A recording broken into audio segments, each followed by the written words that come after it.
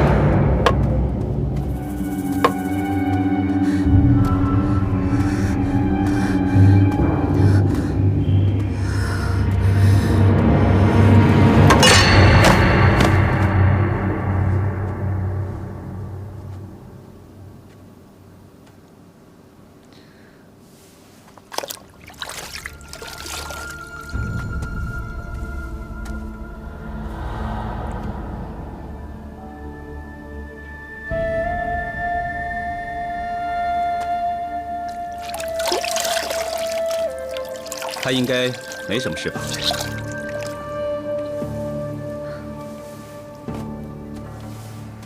回太子殿下，他没事。多谢太子殿下关心。太医说他得了什么病啊？请恕奴婢不敢直言。那就是妇女病吧？回郡王爷，舍妹得的不是妇女病。既然不是妇女病，她是什么病？不能宣之于口呢？如果太子殿下想知道的话，奴婢可以说，但唯恐太子殿下怪罪。你放心说吧，本太子在王爷面前保证，不管你说什么，我都不会怪罪你的。那奴婢说了，舍妹因为终日过着提心吊胆的生活，以至于食不甘味，夜不能眠，积劳成疾，心肝血虚。如果再这么下去，恐怕会得脏燥。脏燥？这是什么病？就是失心疯。为什么好端端的一个人，忠心服侍主子，绝无二心，但最终会被逼疯？请问太子殿下能给奴婢一个说法吗？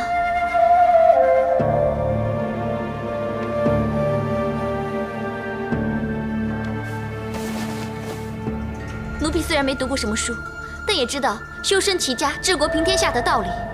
太子殿下乃未来一国之君，如果连齐家都成了问题，那试问将来还怎么安邦定国？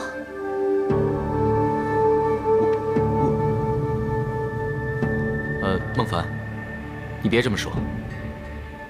太子也有太子的难处，很多事情都是外人无法明白的。是啊，我真的不是故意的。这个奴婢不是不信，只是试问，这个世上又有谁没有难处？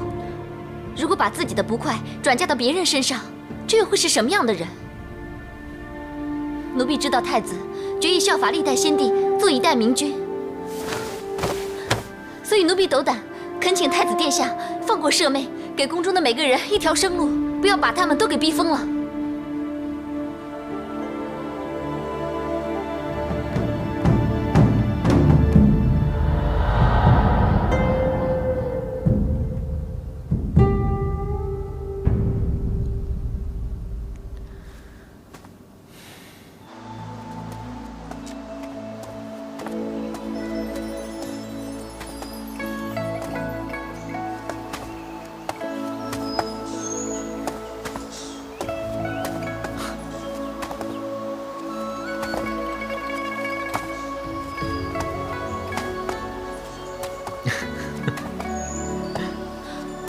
郡王爷，你笑什么？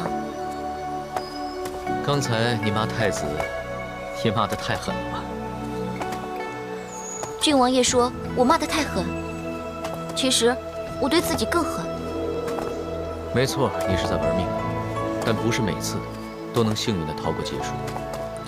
实不相瞒，每一次事情发生的时候，我都对自己说，以后做事一定要谨言慎行。但是每一次呢，我都头脑发热，对自己之前做的、说的全都会忘记。那，你是想改变自己吗？我当然想改了，谁想玩命啊？我还很留恋这个世界呢。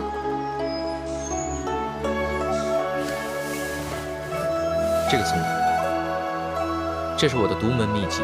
当我头脑发热的时候，就会用这支针让自己冷静下来。万事万灵。怎么，你不要吗？话是这样说，但是改了还是我自己吗？可是你反过来想想，任何时候有选择总比没有选择的好。什么时候用这个针，是由你来决定的。谢郡王爷洪恩。一支绣花针就换来一句洪恩，让人家知道了，还不把我给笑话死？除了绣花针呢，还有上一次郡王爷因为帮我而被绑上殿责打的事情，我还没有来得及报答郡王爷呢。你怎么知道我是为了帮你和安乐公主？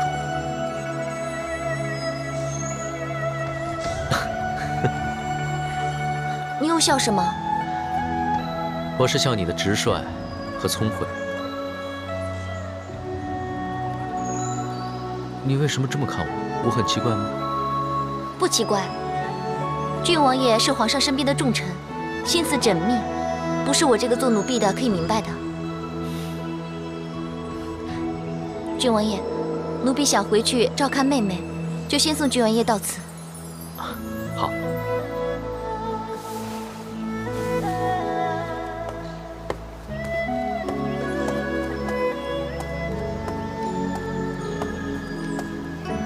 哎，叫我啊！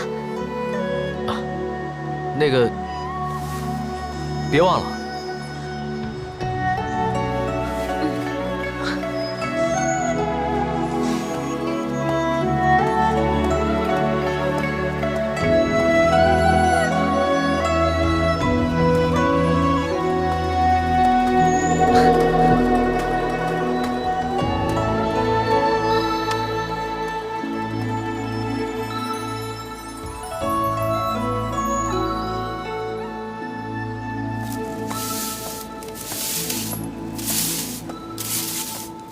哟，孟福，你病好了吗？怎么不多休息几天啊？就是呀，这里有我们呢，你不用担心。不然你再回去多休息几天吧。我病好了，这几天麻烦你们分担我做的事情，有机会我会报答你们的。你这说的什么话呀？还当大家是自己人吗？哎呀，是不是你在气我们之前那样对你啊？其实大家心情都不好，不是存心有意针对你的。我不是这个意思，我的意思是说，大家坐同一条船，如果不能同一条心的话，可能这条船会沉。我是这个意思。你明白这个道理最好。是。参见太子殿下。免礼。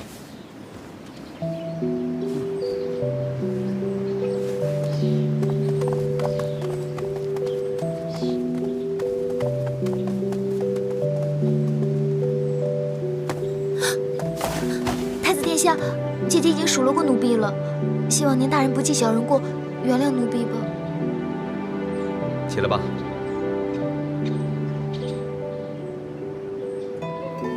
你再不起来，待会儿你又晕倒，你姐姐又要把这个责任怪到我头上了。起来吧。多谢太子殿下。孟夫，那天我心情不好。本来想找做错事情的你骂一顿，借此发泄一番。可是后来我看见你劈柴的手不停地颤抖，我就不忍心骂你了。没想到你晕倒了。我去看你的时候，你姐姐数落了我一顿，她的言辞十分尖锐，着实令我难堪。但是后来我回心一想，错的人是我。当年太宗皇帝也是因为能够广言纳谏，方有贞观之治的盛世。我身为他的子孙，又怎能反其道而行呢？等到太子登基的时候，希望太子可以创造一个盛世。你是否觉得奇怪？为何你这次回来，那些宫女们对你是笑脸相迎，而不像往常那般对你百般刁难？原来太子殿下对我们下人的事情是这么的清楚啊！你姐姐还告诉我，修身齐家治国，方能平天下。她的话对我来说是当头棒喝，我怎能不听呢？你们之间的分歧都是因我而起，我已经给了他们赏赐，作为对我尽心侍奉的奖励，而我把这个奖励全都归功于你。为什么？就当做我把你吓昏晕倒的补偿吧。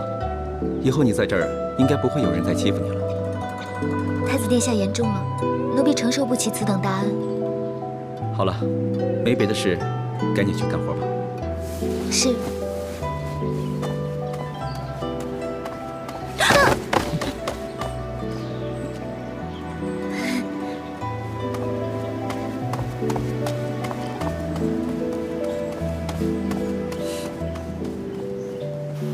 你们都被骂了，在东宫侍奉的那些人反而成金代言，这都什么世界啊！哎，但是他们之前也吃了不少苦头啊，就算是苦尽甘来吧。不过我觉得在这里也不是一点好处都没有啊。你不是偷了什么吃的吧？昨天皇上设宴，明摆着他们吃不完呀，所以你就偷偷的藏了一点儿，你的胆子也太大了吧！孟凡在太子面前不要命，你却在食物面前不要命，那有什么的呀？不过就是糕点一类的东西而已。哎呀，你偷什么都是偷，这里的东西都是属于皇上的，你这是在偷皇上的东西啊！啊，你不要吓唬我嘛！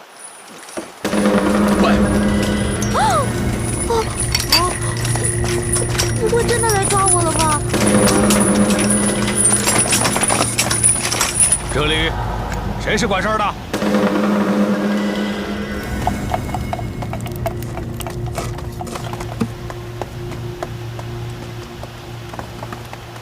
大将军，发生了什么事？昨天有谁接触过皇上宴会上的酒菜？怎么了？只管回答我的问题。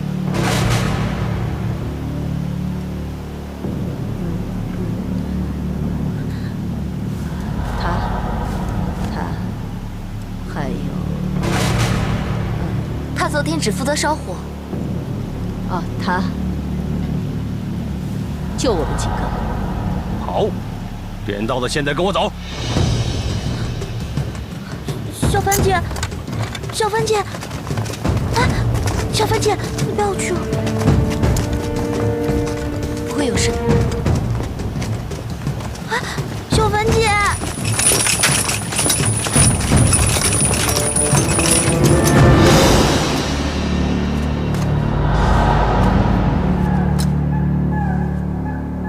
你们谁在饭菜里下毒？快说！下什么毒？难道昨晚酒宴后有人中毒？梁王武三思大人，昨晚酒宴之后不久，便腹泻不止，怀疑有人在他酒菜里下毒，图谋不轨。腹泻肚痛乃是常事，怎可因这种小病就断定有人下毒？这我管不了。总之，皇上命我缉拿可疑之人，我便得奉旨行事。啊，皇上希望查出真相，也是人之常情。大人也是奉旨行事，定会秉公办理。只要我们问心无愧，又怕什么？哈哈。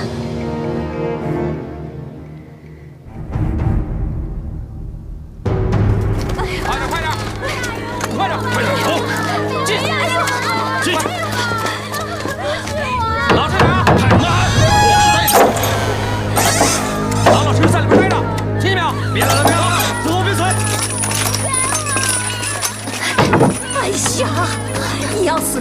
我们大家给你陪葬。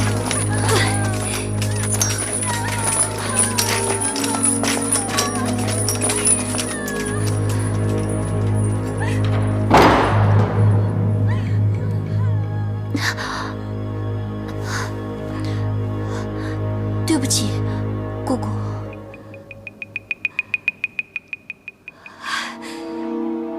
也不知道走了什么背运。我由12岁入宫到如今，一路风平浪静，无论出现什么风吹雨打，我都不会弄湿一根汗毛。可自从你来了以后，我就心绪不宁，预感有大事发生。姑姑，清者自清，你不要太过于担心啊。清者自清，深宫之中这种道理是不管用的，你不是不知道啊。人们说呢，心情不好的时候，最好啊是吃一顿好的，就会好了。姑姑，你现在最想吃什么？你是在捉弄我还是疯了？这种时候，我没有心情跟你开玩笑。姑姑，我没有开玩笑，我是说认真的。你最想吃什么？嘿，不如我给你拿点鸡腿来。来人呐！哎呀，你要放，等我们安全离开之后，你慢慢放，不要连累大家。来人呐！来人呐！干什么啊，孟凡？喊什么？我们还没有吃饭呢。找死吗？大呼小叫的！我们还没有吃饭，多给我们送点鸡腿来。哼，吃鸡腿？我看你是疯了吧！如果你们不给我鸡腿的话，我便撞墙而死。哼，像你这种盼死的人，也不急在一时了。好啊，如果要死的话，我今天也要找你垫背。有人陪我上路，也不用太寂寞。若我真的死了，你能担得起吗？失职之罪，你一定免不了。万一说你杀人灭口的话，怀疑你跟我们是同一党羽，你说后果会如何？你都说我是与鬼为邻的人了，还有什么好怕的？早死一点，还不用受酷刑。哎，你还是乖乖的给我们送点鸡腿来吧。我要盐焗的。你算你狠！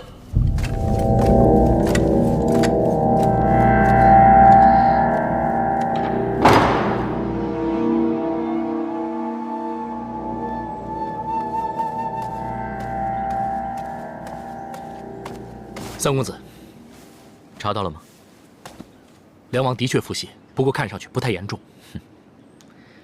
果然是不出我的所料，这个老匹夫是不会用自己的性命开玩笑的。他这次腹泻，难道真的是那晚宴会有人存心害他？他不去害人就已经天下太平了，还有谁敢去惹这个老匹夫？这，我就不明白了。他这次渡泻是刻意安排还是意外吃错东西？这并不重要。就算是没有这次意外，他早晚也会刻意制造意外。那他想得到什么结果？他可以趁机测试朝中各人对他的态度，究竟是站在他这一边，还是站在和他对立的那一边。之前发生了那么多事，难道他还分不清是敌是友？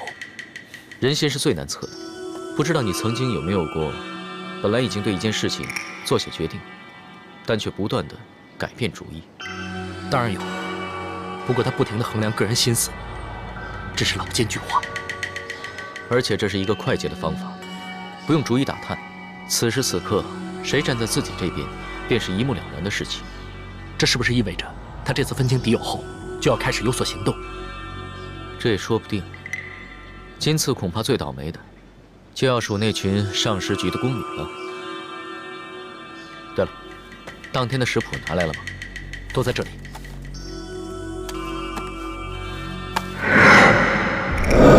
我知道他为什么会拉肚子了，去找太子。王爷，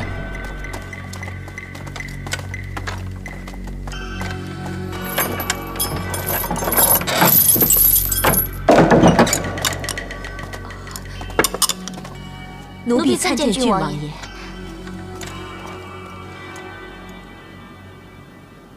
看来，天牢的饭菜也还不错。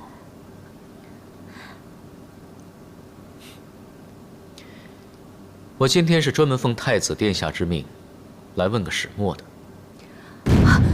我们是清白的，求郡王爷代为转告太子殿下。那天的菜谱是谁做的？是奴婢。那天的菜谱里面，我看到了香蕉和蜂蜜。你不知道香蕉和蜂蜜一起吃会中毒的吗？本来是没有蜂蜜的，是梁王带来的，说是东阳的一位和尚奉献给梁王的，所以梁王希望大家一起品尝。那就是不关我们的事了。那我再问你一个问题：既然当晚大家吃的是同样的东西，为什么只有梁王一个人中毒？这个奴婢知道，因为奴婢给皇上、还有皇后娘娘以及各位大臣送上香蕉等水果的时候，其他人都没有吃，只有梁王吃了。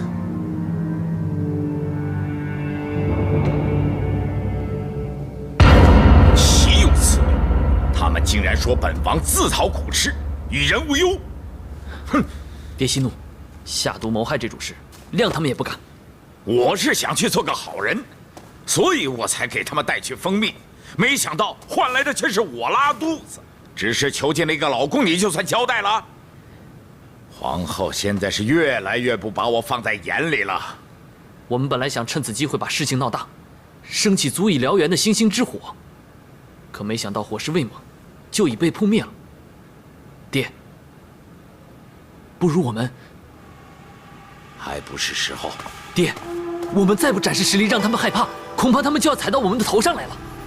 您想想，张柬之他们那5个老匹夫不断要求皇上来对付我们，敬辉更是上表奏请皇上，将蒙武氏诸王为公。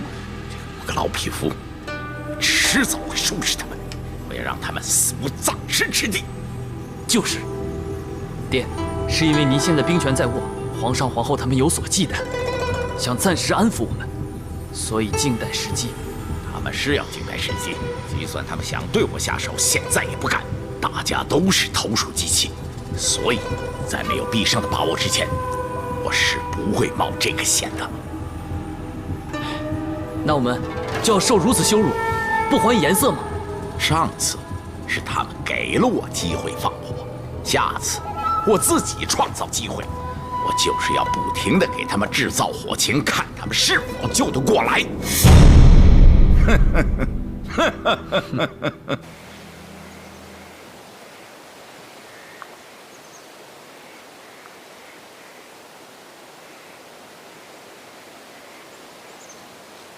小姐，你在下棋？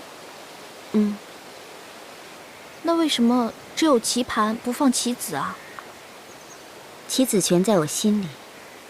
人就一颗心，又要思考取胜良策，还要分析默记棋子位置，会不会太累啊？人这一辈子，要说心是最累的了。打出娘胎后，它便不停地跳动。我们才时时刻刻感觉到我们还活在这个世上。要是心不累了，人也完了。说的也是啊。这可是处世之道。人就是因为累了，才可以在人海之中占有一席之地。小姐教训的是，不过小月还是不明白，为什么不放棋子？放置棋子，这不是更容易思考吗？没错，那样的话，我可会产生依赖，就不一定会记得人家走过什么样的棋，出过什么样的招数。一子错，满盘皆输。说得好啊！一子错，满盘皆输，你可要记清楚了。参见皇后娘娘。婉儿啊，看来你的棋艺是渐入佳境了。谢皇后娘娘夸奖。小月，你先下去吧。是。请问皇后娘娘找我有什么事吗？婉儿啊，我确实有事找你。你知不知道梁王的事啊？要说梁王中毒一事，婉儿略有听闻。这次梁王，他把小事化大，除了想展示自己的实力之外，分明是想试探皇上对他的态度。幸好事情很快平息了，要不然这矛头一定会指向我跟皇上。我相信，他是绝对不会善罢甘休的。你说怎么办？婉儿记得，在我小的时候养过一条狗，它本性温顺，是我的好朋友。可是有一天，不知道为什么，它突然性情大变，只要一见到我，便向我犬叫。那是为什么呀？后来我发现，原来是我新养的一条狗常常欺负它。之后，我就把那条狗送给了别人。很奇怪，没多久那条狗性情又变回温顺了。后来我才知道，原来它被欺负，我是始作俑者，所以只要它一见到我，便会对我犬叫。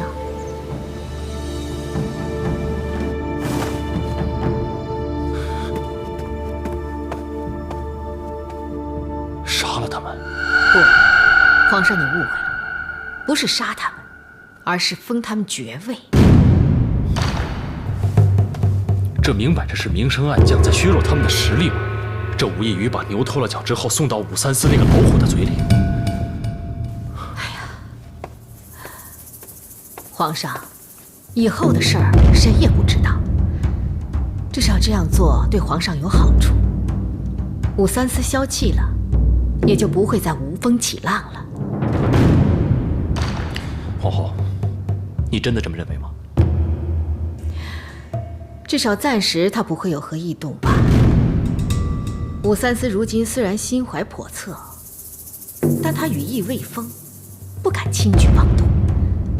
那我们只要顺着他的意，把脱了脚的牛送给他，让他觉得我们因为害怕所以讨好他，这样他就会轻视我们。这个办法是对付他最好的法子。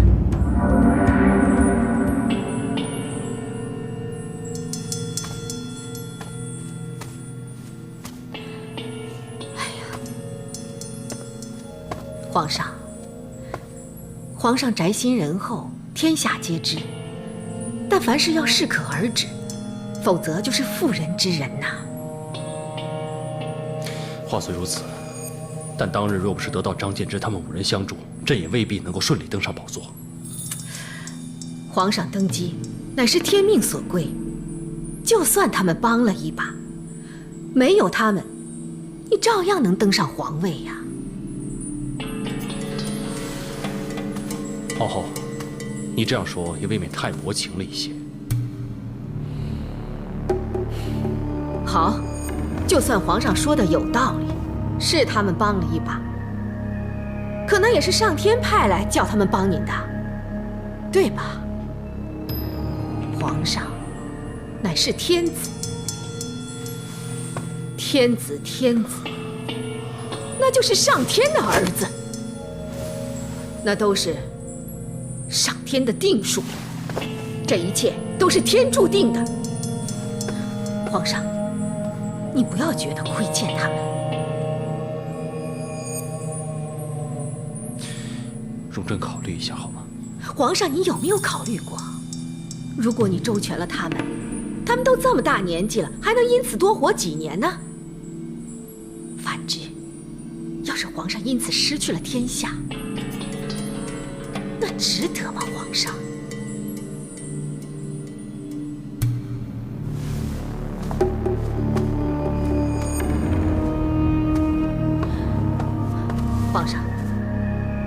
皇上，你要是不愿意担负这个名声，那就由臣妾来承担吧。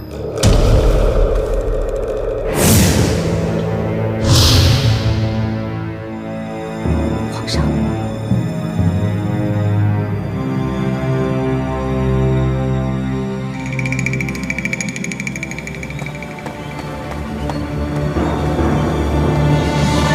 皇后娘娘，这到底是为何？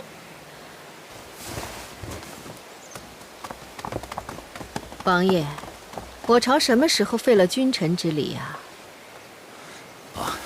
见过皇后娘娘。这是为何呀，王爷？本王刚刚得知，张柬之、袁术吉等人又得皇上封宠，加官进爵。到头来，那你是来这儿质问本宫的？皇后娘娘误会了，本王岂敢质问娘娘？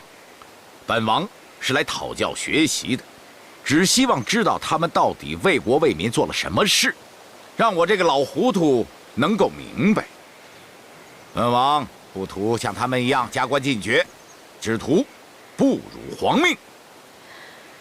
有时候啊，不做不听不闻，恰恰也是为国为民。本王愚钝，还望皇后娘娘明示。王爷，来，请坐。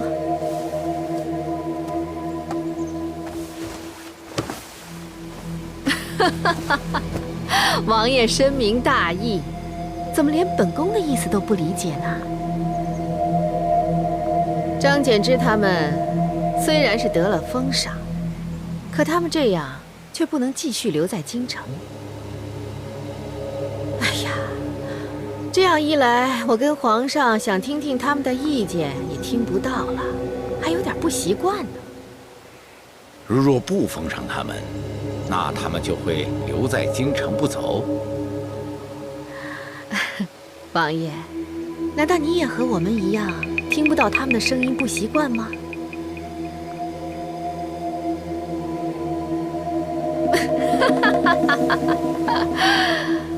哎呀，话说回来，他们也是时候放下重担了。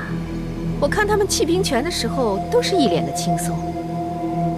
也是啊，你说，现如今天下太平了，还要那么多士兵围在身边干什么呢？有什么意义呀？难道还怕有人会行刺？本王佩服娘娘，本王定当竭尽全力，鞠躬尽瘁，死而后已。王爷如此忠心，真是百官之表率呀！怪不得皇上要赐你免死铁券。我也想不通啊，我也猜不透皇上的意思。他为什么不送你金，不送你银，不送你财宝，要送你免死铁券呢？难道害怕王爷会去刺杀这些公卿大臣？老臣明白了。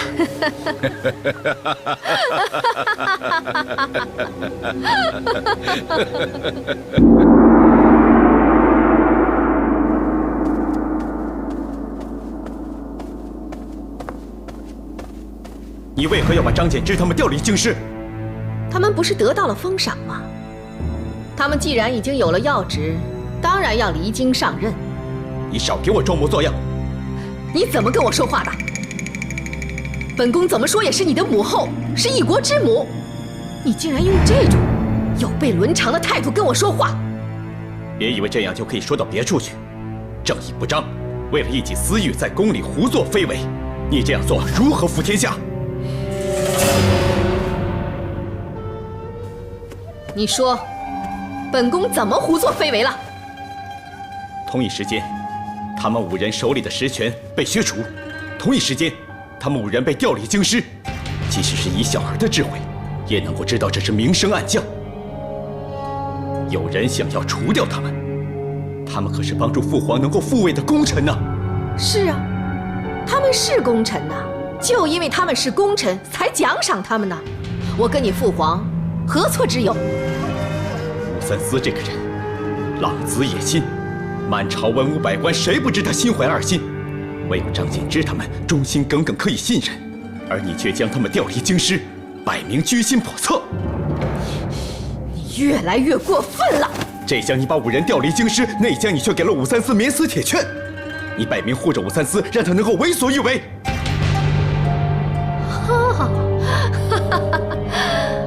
太子的推测，表面上听起来很有道理嘛。可是你有没有想过，你有没有想周全？武三思，他对你父皇的位置那是虎视眈眈。那5位大臣对你父皇来说，等于是护城河。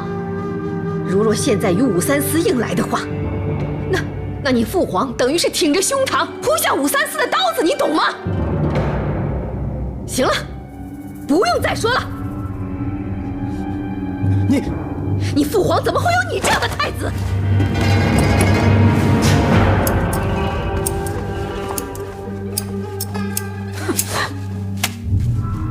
太子殿下，其实原因很简单，张柬之他们5位的确就是保护皇城的护城河。武三思当然希望他们消失，可是如今皇后娘娘最忌惮的未必就是武三思。那会是谁？太平公主。姑姑她一向城府颇为深密，而且她的野心绝不在武三思之下，可手段却比武三思高明。张柬之他们根本就算不上是姑姑的对手，为今之计，也就只好拿武三思来当护城河了。所以母后，她是拉拢武三思，以防姑姑有所不轨。既然已有新的护城河，旧的护城河当然是过河拆桥，置之不理。不行，我这就去揭开他的假面具，看他有什么话好说。太子殿下，你找他理论又能得到什么结果呢？他如果想跟你诡辩的话，纵使你有1000万个理由，也无济于事。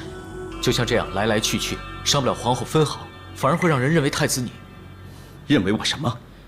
只怕人们会认为太子殿下处事未够世故圆滑，只会停留在小孩之间的口舌之争上。你说的没错，他是一个不要脸的泼妇。如果我跟他吵起来，那我跟泼妇不也一样吗？可如今父皇全听他的，我能怎么办？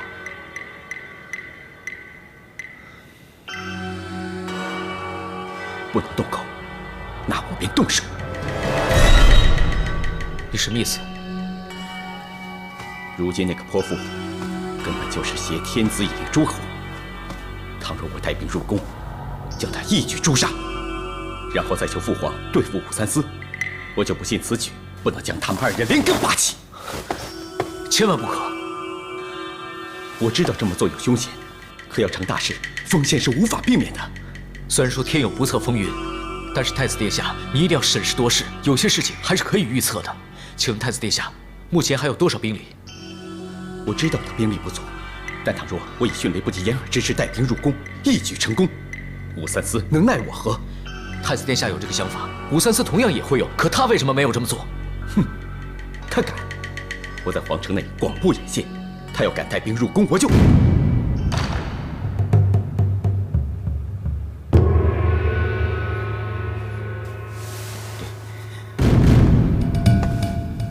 我能广布眼线，他自然也能。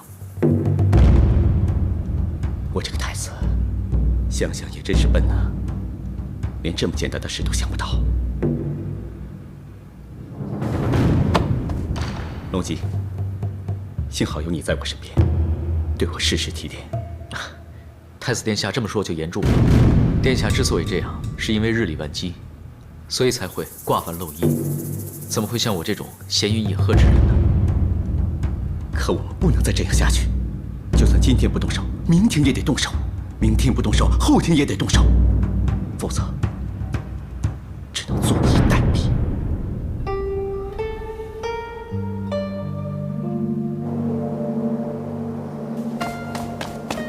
小福，姐姐，你们聊一会儿吧，但不要太久啊。多谢王公公。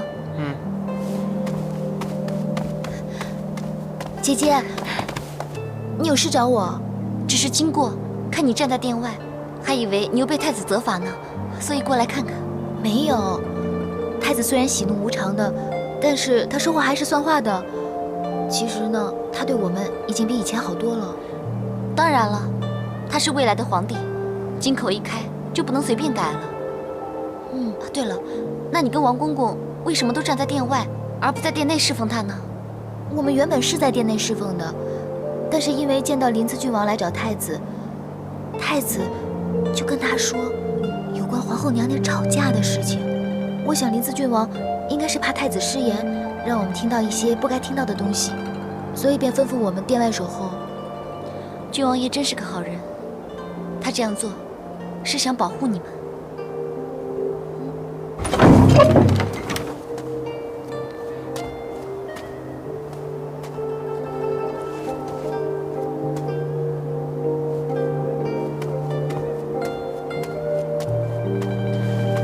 过郡王爷。免礼。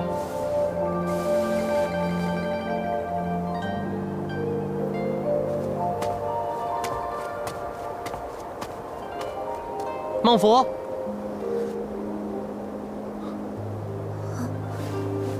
姐姐，我要走了，回吧。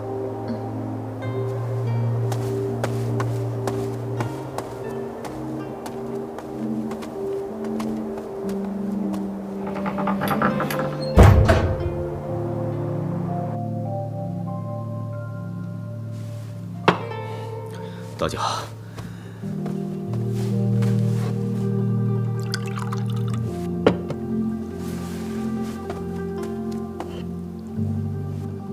喝酒伤身，太子还是少喝为妙。酒能伤身，可只伤我身；但弊政却能伤天下，伤尽天下百姓。奴婢的爹就是因为弊政含冤而死的。对不起，这不关太子的事。百姓是不会怪太子的，所以太子也不需要太自责了。可恨母后把持朝政，可恨武三思结党营私，但是最可恨的，却是我这个太子只能束手无策。你叫我怎么能不自责？